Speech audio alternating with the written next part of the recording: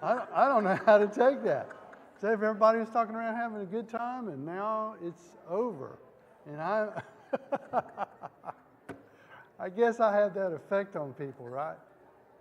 Well, today we're going to continue our series talking about angels and demons and spiritual forces in the heavenly places.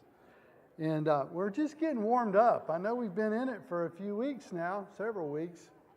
And the more we talk, the more we study, the more we find. And there's just a whole world of things that we need to talk about before we're done. So I don't know how long this class is supposed to go. I think it was supposed to be 1 quarter.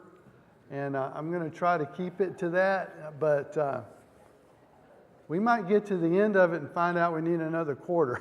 The more I study I was telling LaWanda, I'm studying for these class materials, and I'll find a scripture and I'll go off on a rabbit trail, and I'll be 2 or 3 hours, and I'm sitting there praising the Lord and praying and enjoying the study, but then I realize, well, I need to get back to this because I've got to present something on Sunday. But it's awesome when we can get with God and we can find all of those nuggets in the scriptures that we don't even know are there, or maybe we forgot about because it was 10 years since the last time we read them, and then we get led right back into that place. And it's just, I hope I can communicate some of that to us as we go through and help stir us up, because what I've realized that this series on angels and demons and spiritual forces is not just about information. It's about faith. Because when I'm reading these stories about the angels and the things that God has done, it increases my faith. Because I realize there are things going on all around us all the time that God is doing and that His people are doing and His beings are doing that affect us tremendously, and it's for our good. I mean, He's got an enemy that's trying to destroy us. And sometimes that helps me to understand things that I'm seeing in the world. Because I see things that happen in the world, and you ask yourself, what in the world, who in their right mind would think that way, would act that way, would do that thing? And then we realize, oh, well, there are demonic forces involved. And we've covered some of those scriptures to help us see that this is not a new pattern. It's all through the Bible. And when we realize that, it helps us to start putting things in perspective and gives us a clearer vision for where we're going. I want to start today in Psalm 91. 91st Psalm. And let me see which verse we're going to start with. Actually, I want to start in verse 1. I'm actually going to try to get to verse 11. But Psalm 91, verse 1. He who dwells in the shelter of the Most High will abide in the shadow of the Almighty. I will say to the Lord, my refuge and my fortress, my God in whom I trust. For it is He who delivers you from the snare of the trapper and from the deadly pestilence. He will cover you with His pinions, and under His wings you may seek refuge. His faithfulness is a shield and a bulwark. You will not be afraid of the terror by night, or of the arrow that flies by day, of the pestilence that stalks in darkness, or of the destruction that lays waste at noon. 1,000 may fall at your side, and 10,000 at your right hand, but it shall not approach you. You will only look on with your eyes and see the recompense of the wicked. For you have made the Lord my refuge, even the Most High your dwelling place. My footnote restructures that. It says, or for thou, Lord, are my refuge. You have made the Most High your dwelling place. For He will give His angels charge concerning you to guard you in all your ways. They will bear you up in their hands, lest you strike your foot against a stone. And you will tread upon the lion and the cobra, and the young lion and the serpent you will trample down. Because he has loved me, therefore I will deliver him, and I will set him securely on high. Because he has known my name, he will call upon me, and I will answer him. And I will be with him in trouble, and I will rescue him and honor him. With a long life I will satisfy him and let him behold my salvation. You know, we read the psalm like that, and if you read it from the perspective that the Jews would have read it, that you would read it when it was written, this is about God's protection upon his people, upon mankind.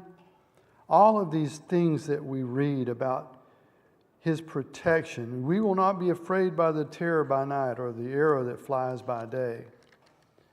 And in verse 11, he will give his angels charge concerning you and guard you in all your ways.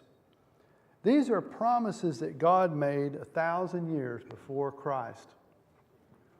And we see that and we feel it and we say, yes, I want that for my soul. I want to know that relationship with God, that I can have that confidence.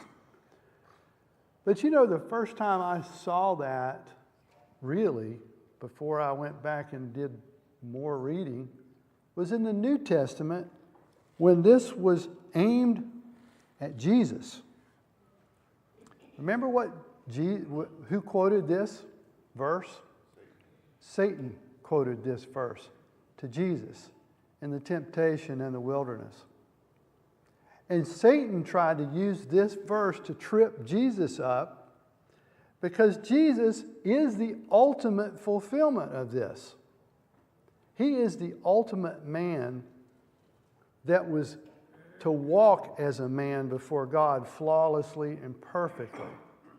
And so, yes, Jesus is the fulfillment of this in the exact moment of that.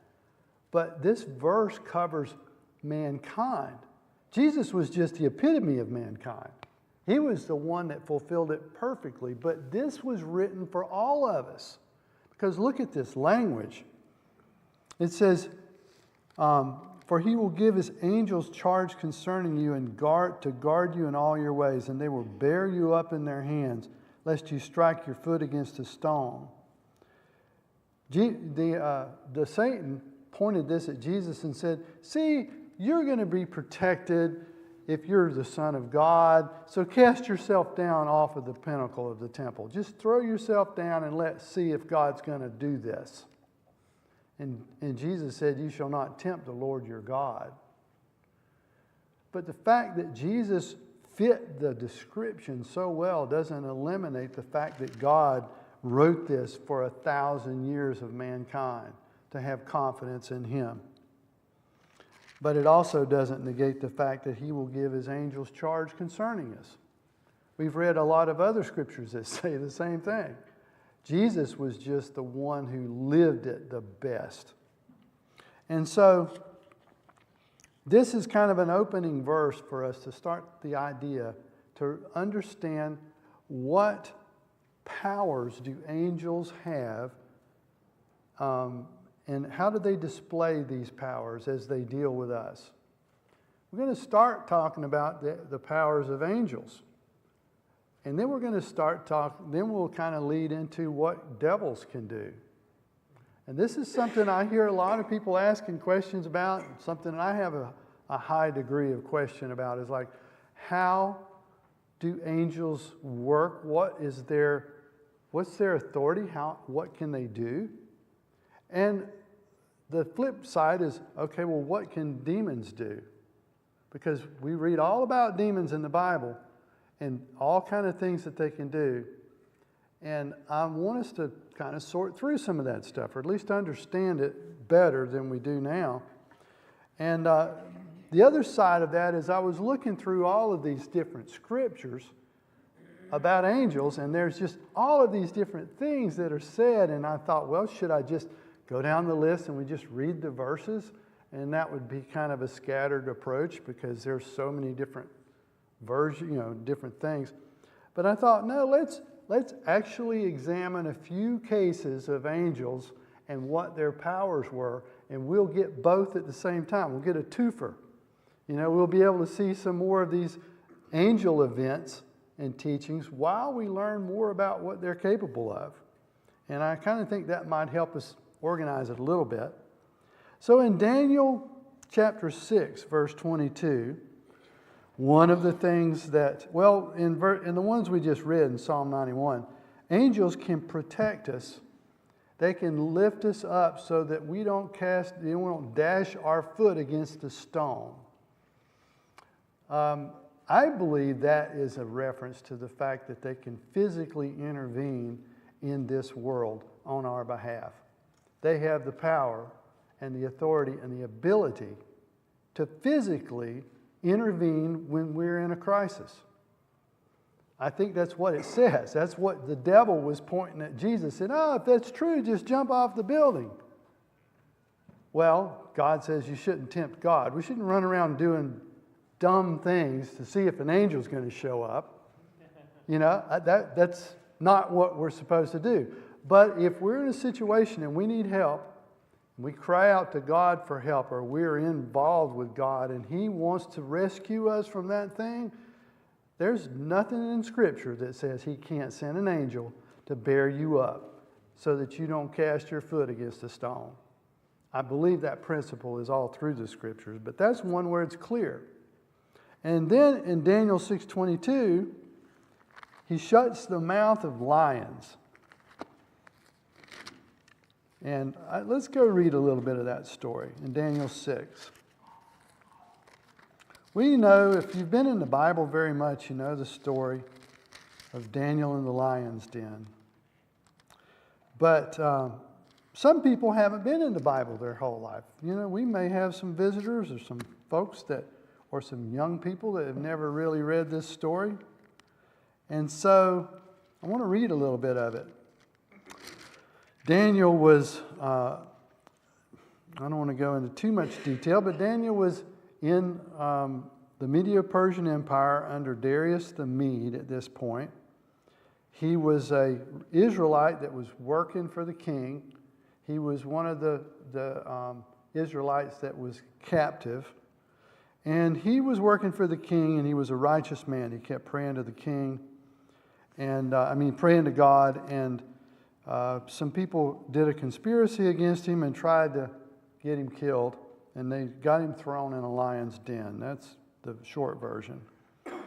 And Daniel in verse 10 knew that the document was signed. They had come up with a document to basically trap him.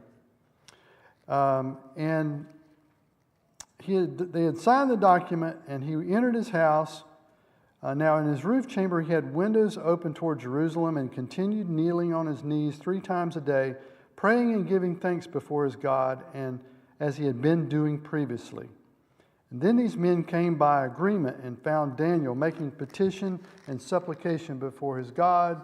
And so they approached and spoke before the king about the king's injunction. Did you not sign an injunction that any man who makes a petition to any god or man besides you, O king, for 30 days is to be cast into the lion's den? This the king answered and said, the statement is true, according to the law of the Medes and Persians, which may not be revoked. And they answered and said to him and spoke before the king, Daniel, who is one of the exiles from Judah, pays no attention to you, O king, or to the injunction which you signed, but keeps making his petition 3 times a day. Then as soon as the king heard this statement, he was deeply distressed and set his mind on delivering Daniel, and even until sunset he kept exerting himself to rescue him. Then these men came by agreement to the king and said to the king, recognize, O king, that it is the law of the Medes and Persians that no injustice or statute which the king establishes may be changed. So they basically built a conspiracy to trap him. Even the king didn't like it when he found out what they had done, because he realized it was a trick, but he couldn't undo it. So eventually, to make a long story short, Daniel gets thrown into the lion's den. And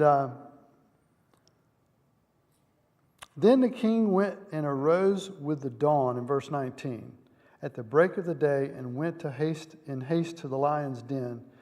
And when he had come near to the Daniel, he cried out with a troubled voice. The king spoke and said to Daniel, Daniel, servant of the living God, has your God, whom you constantly serve, been able to deliver you from the lions?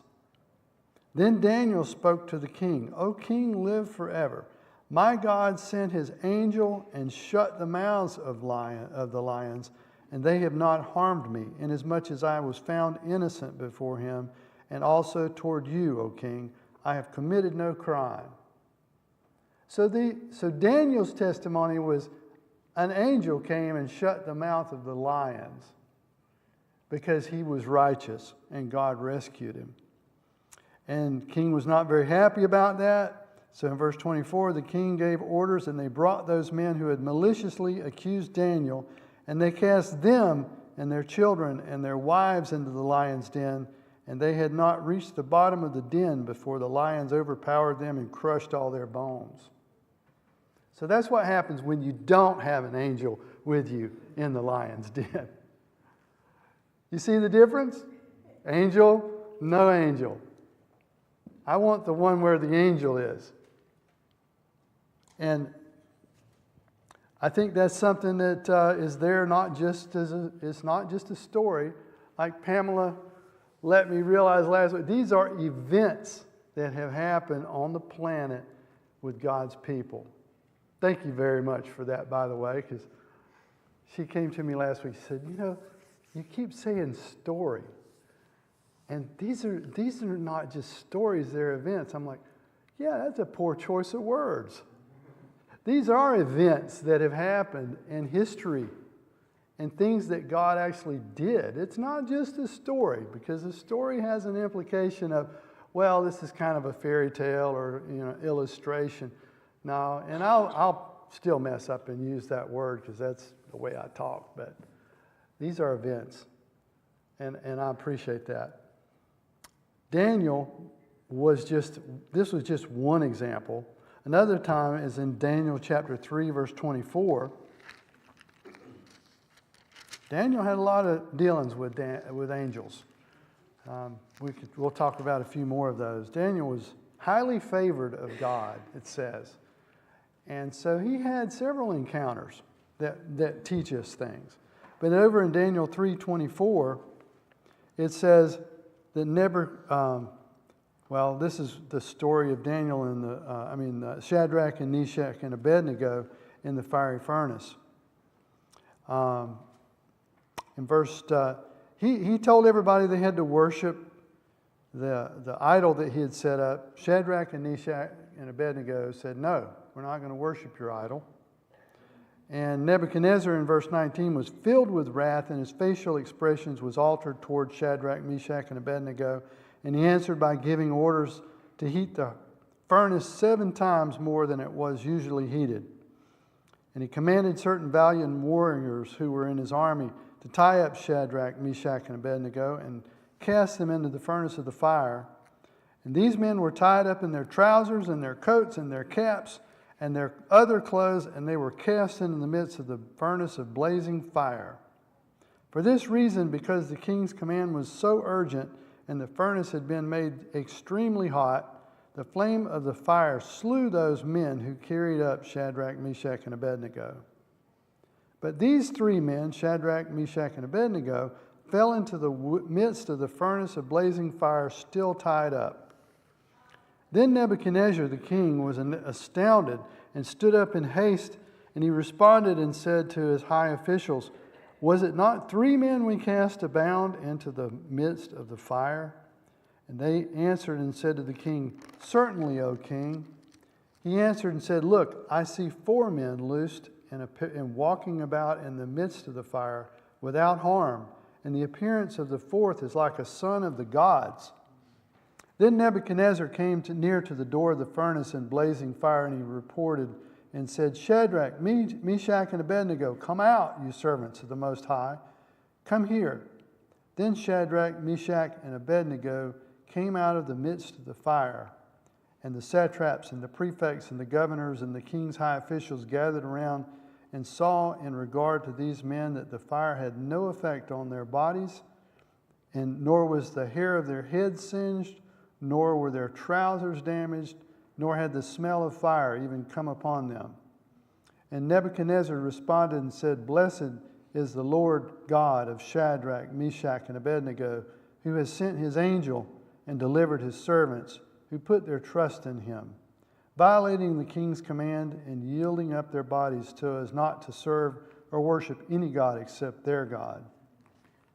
Therefore, I make a decree that any people, nation, or tongue that speaks anything offensive against the God of Shadrach, Meshach, and Abednego shall be torn limb from limb and their houses reduced to rubbish heap, inasmuch as there is no other God who is able to deliver in this way. And then the king caused Shadrach, Meshach, and Abednego to prosper in the province of Babylon. So in this case, one like the sons of God, or the son of the gods, according to Nebuchadnezzar's description, showed up. And I've heard people try to say, well, that was Jesus. He was the Son of God. This was a pagan looking in a furnace, seeing a bright, shining, glowing, amazing being, and that was his description. But then he said later it was an angel. I don't know. I mean, could Jesus show up in that furnace? Yes. Could an angel show up in that furnace? Yes. I don't know, but it was still God moving in this place. And what's interesting there is that Nebuchadnezzar also says, I see 4 men. Yes. You know, unbound, walking around in the fire unharmed. So evidently this angel had the appearance of a man, which I would take, arms, legs, so on and so forth. Yeah, it was something in the form of a man. And I'm also impressed by the fact that he kept the smoke from even sticking to them. They didn't even smell like smoke after this. Their hair wasn't singed. You know, when God decides to show himself and make something happen, it's always amazing. And I think that God was wanting to make a point here. Not only is he rescuing his people, but he wanted everybody to see this and know this, that this was God. Not only were they not hurt, they were not even smelling like fire. That to me is awesome. I think it's helpful to know things like that because it just gives me strength.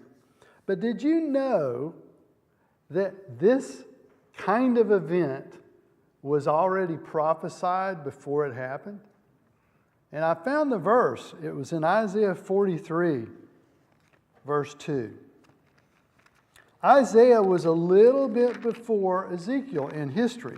Isaiah lived, I think, about, I get my timeline mixed up, but I think it was about 70 years before Daniel. Isaiah was one of the prophets that prophesied the destruction of the Israelite nation and that Babylon would destroy them. But Isaiah says, in what verse was that? 43, verse 2. Let me find that. I love finding prophecies fulfilled. It's one of my hobbies because it's just so awesome that years before this happened, this very thing was prophesied. It says, verse 1, But now saith the Lord, your Creator, O Jacob, and he who has formed you, O Israel, do not fear, for I have redeemed you. I have called you by my name, and you are mine. When you pass through the waters, I will be with you, and through the rivers, they will not overflow you. And when you walk through the fire, you will not be scorched, nor will the flame burn you, for I am the Lord your God, the Holy One of Israel, your Savior. So, God, is this poetry? Is it prophecy? Is it both? But how many times did the Israelites pass through the water?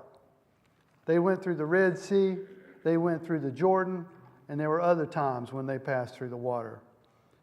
And I don't know of times they passed through the fire, but here was one, we just read it. The Israelites, Shadrach, Meshach, and Abednego, pass through the fire, and God says, I'll be with you. I don't think that's a coincidence.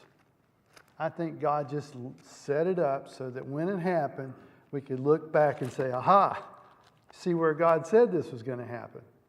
I'm finding that a lot in my studies. There's so many passages that in the Old Testament, when you read it, you see that, well, that's a neat idea. It's a good poetic, analogy.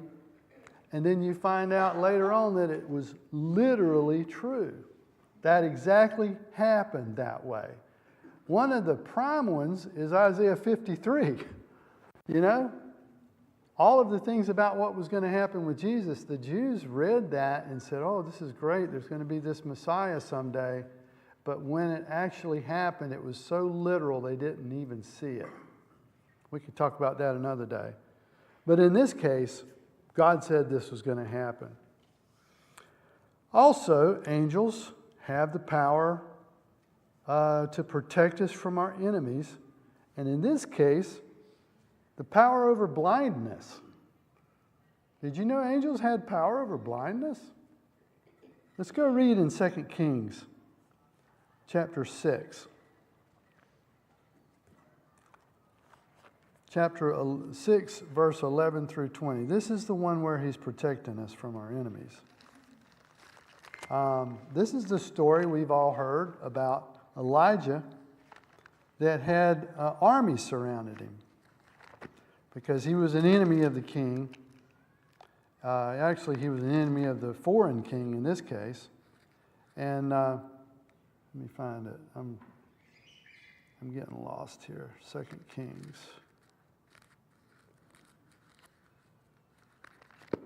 I've got just a little note here in my notes, but I want to get the bigger picture. So let's go over to 2 Kings 6. You're probably already there while I'm fumbling around trying to find it.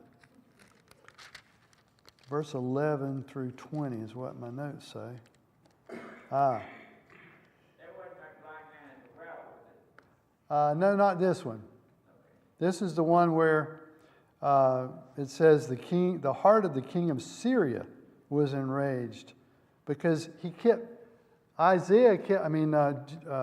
kept telling the king of Israel what the king of Samaria was planning in his chambers.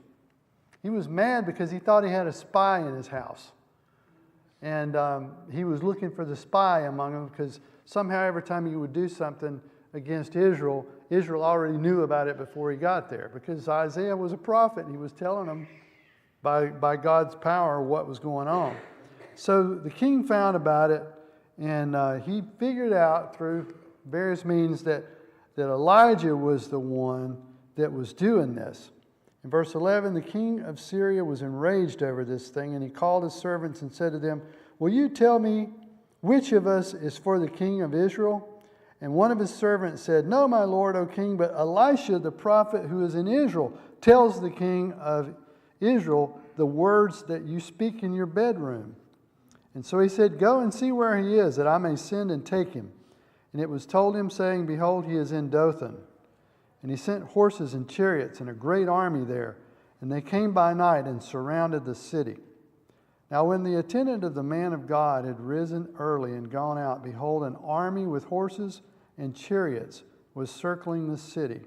And his servant said to him, alas, my master, what shall we do? So he answered, do not fear, for those who are with us are more than those who are with them. And pause there a minute. You think, well, what? It's me and you. We're us, and there's an army surrounding the city. What do you mean there's more with us than there are with them? I love this passage. And then Elisha prayed and said, O Lord, I pray, open his eyes that he may see. And the Lord opened the servant's eyes, and he saw, and behold, the mountain was full of horses and chariots of fire all around Elisha. That just thrills my soul.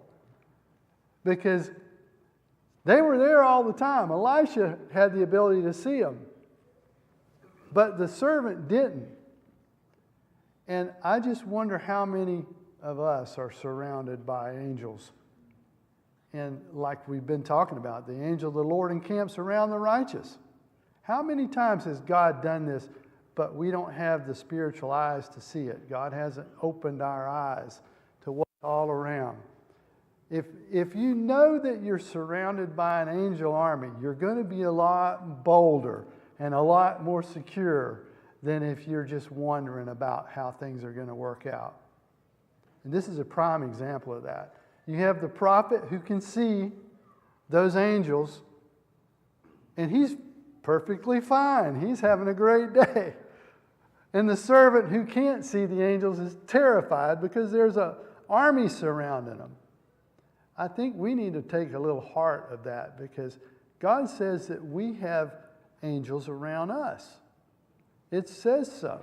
We have God, we have the Spirit, we have His servants. We've been talking about that for weeks. We need to start seeing these things through eyes of faith. And maybe one day God will let me see an angel. I hope so. I really want to see an angel. That would be awesome. I believe they're here.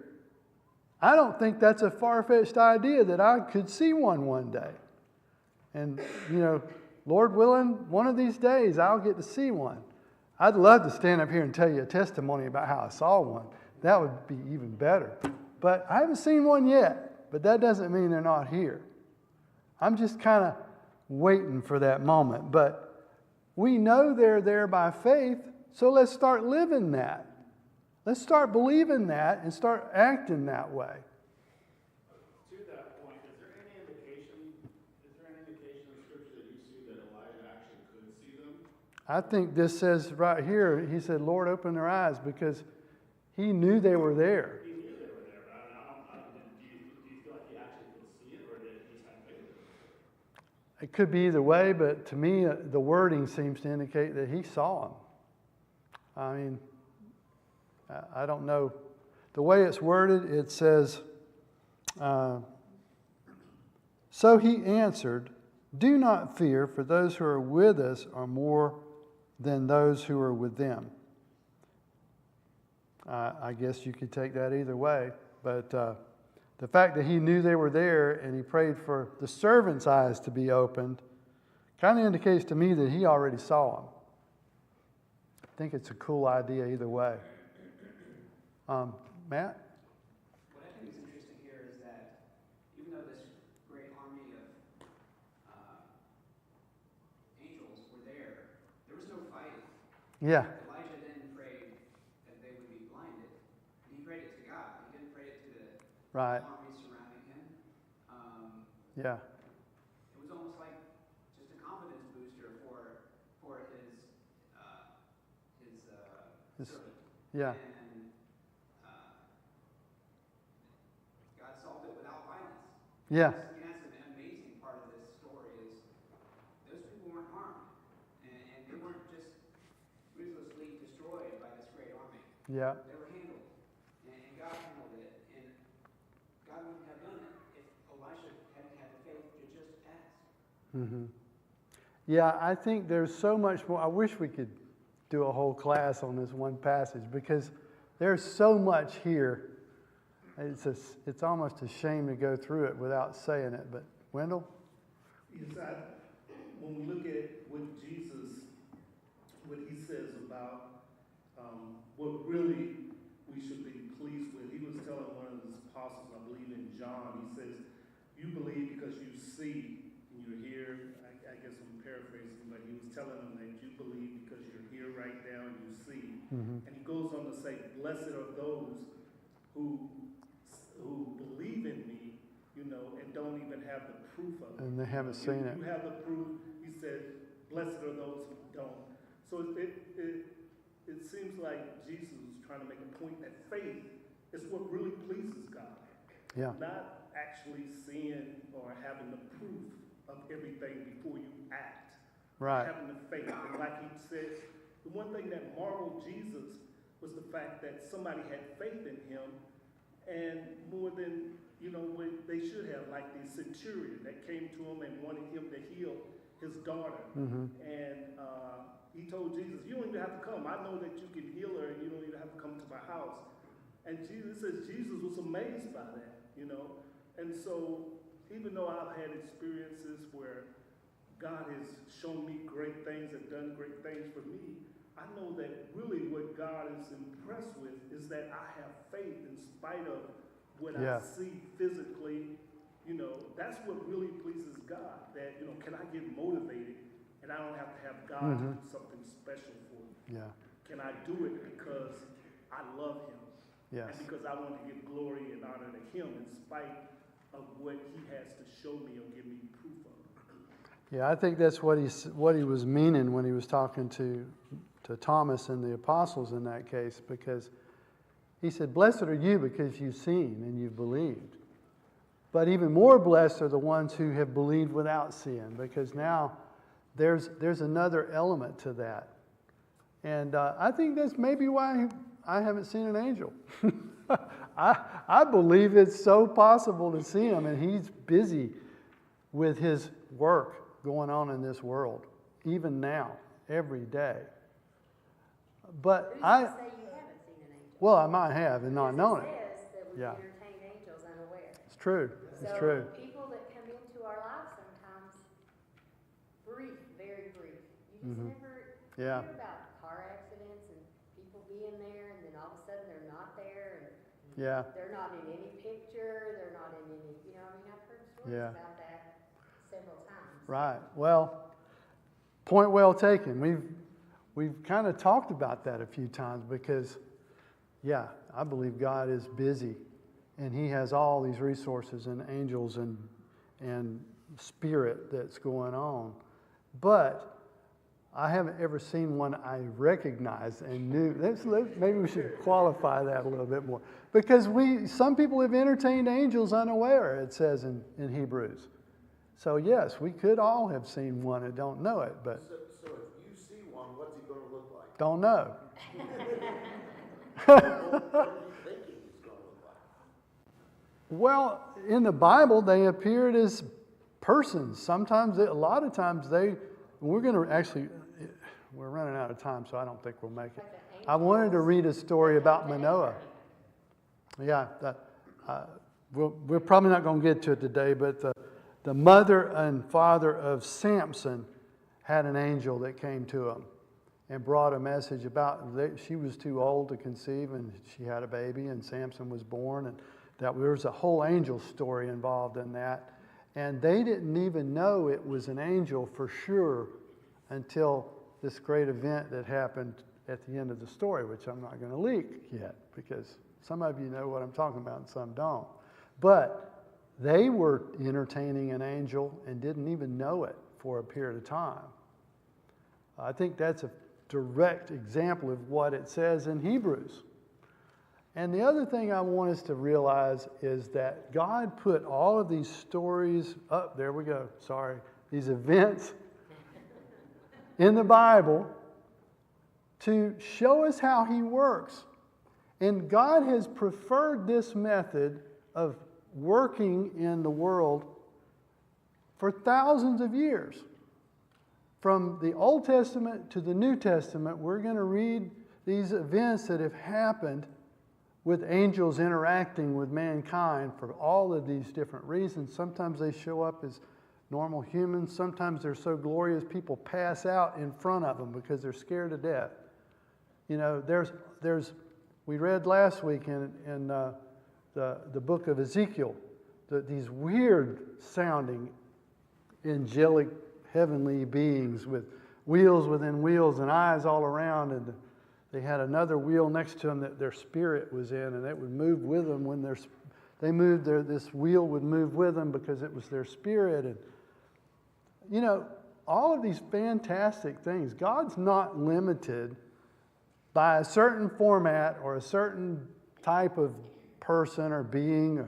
Some of them had 4 faces, and some of them had wings, and some of them didn't. And you know, I've read books where they tried to classify, okay, there's the cherubim, and there's the seraphim, and there's this and that, and they put them in little, you know, somebody thinks they've figured out all of these classifications of angels and angelic creatures, and they try to put them in, you know, nice definitions, and I don't know, you don't know what you're talking about. Yeah, there may be some some kind of a couple of words here or there that you might be able to try to start to classify things, but I think some people, they just like to write long books and make up stuff, but I'm just amazed at the whole picture that God presents us. But if he's for thousands of years preferred to interact with mankind by the things we see in the Bible, like these angels in this case, why do we think he's changed his mind today? See, we'll read the Old Testament stories about God's intervention.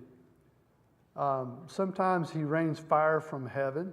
Sometimes he sends an angel. Sometimes he sends his son. Sometimes he gives all kind of proofs and powers. You know, remember Elijah, that his mantle on the water and the Jordan was parted? And then on the way back out, Elisha does the same thing, and the Jordan's waters are parted. I don't know if the angel was involved with that. The Bible doesn't say so, but God certainly was. You know, he gives these testimonies throughout time of his power and his ability to intervene when he needs to. And he does it through the Old Testament, and then we see him doing it in the New Testament. And then he says, you know, go out and preach the gospel to the world. And then we think all of it just stopped somewhere along the line. I don't believe that. I think God's still doing the same thing. And he gave us those examples so that we could see how he works and have faith and confidence that God is still working. He's still God. He's still got angels. And unfortunately, there's still demons around too. We're going to get there as we go through more of this material. But if there are demons around, then we need some angels around too, right? And, you know, that's where we have to open our minds up a little bit and stop thinking like, oh, it's in the Bible, that's old stuff, but now I'm facing a job change next week, and what am I going to do? Or I've got a crisis developing in my life, or, you know, my child's hanging off of a cliff by a rope, and I'm scared. You know, how do we get help? Well, we need to have confidence that God has got these things under control. And I think that's going to be my overriding message to us in this, is like, we need to read these events and start to build our faith. I really believe that's the reason why God wrote the Bible from end to end, is to give us more evidence for our faith, because faith is the evidence of things not seen and the substance of things hoped for. He wants us to have faith, and he doesn't ask us to have faith without information. He gives us all of this data, all of these events that have happened, so that when we read them, we can start to see ourselves in that, and we can start to realize it's the same God. He still uses the same tools. And he doesn't stop just because the Bible ended and history began. I think that's why, to me, it's thrilling to read the Revelation. There's all kind of angels. We're probably not going to talk about those angels much, because the Revelation is full of them, and a lot of it is symbolic, and some of it's literal, and how do we figure? That's another whole study for another whole time. But the Revelation is the final revelation of Jesus Christ on the planet. He came down to John on the Isle of Patmos specifically to give him this message, and says, go tell the world, spread the message. And the last thing he tells us is that book full of angels and world forces and things that are happening. There's some of the stories in there. There's a giant angel with one foot on one continent and the other foot on the other continent, and things are happening. And how much of that's literal? How much of it's spiritual, figurative? I don't know sometimes. But it's thrilling to me that he's basically telling us God is still busy. There's still forces happening. There's still world things that are going on at his command, under his charge, and that he's got these angels and a lot of demons that are fighting it out too in that book. And all of that stuff is the last thing he said for 2,000 years so far. And I think we shouldn't just write all that stuff off and just read it and go, oh, I don't understand it, and ignore it. We should start to read it and start to build our faith and realize, I think the whole point of that book, by the way, is that God is in charge and God wins in the end. You know, no matter what happens in history, God's not surprised by it. He has forces in place. He has things ready for the situation, and none of it is going to surprise God the way it turns out. So thank you for your attention and for the class, and we'll carry on with this a little bit more next week.